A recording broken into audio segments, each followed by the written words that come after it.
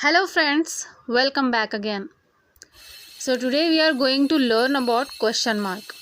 Without question marks, you'd miss out on all kinds of things. Invitations, jokes, the riddler. No doubt, the question mark is a nice little piece of punctuation. And best of all, it's easy to use.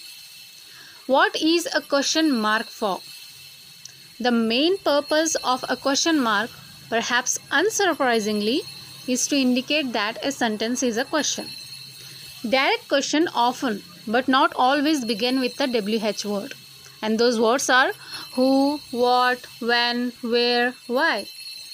Examples: why did the chicken cross the road? Who wants to know? Is it really that important? In writing, you need a question mark to signal to readers that they should read the sentence as a question.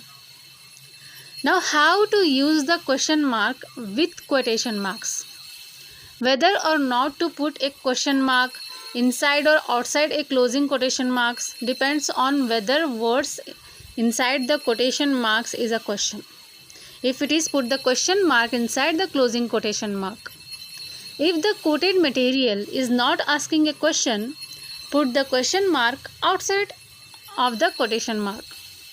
Examples: Susan asked, "Do you think it's realistic to finish the project by Friday?" And the next sentence: "Didn't the boss say we have 15 minutes for a break and not a minute more?" Now, how to use question mark with parenthesis? The rules for question marks and parentheses are similar to the rules for question marks and quotation marks.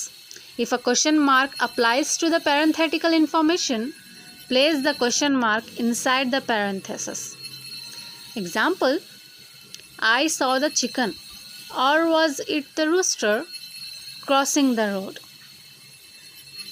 Indirect question. There is one type of question that never takes a question mark: the indirect question. Indirect questions are embedded within declarative statements. Examples: she asked me where he had stayed. It also indicates uncertainty.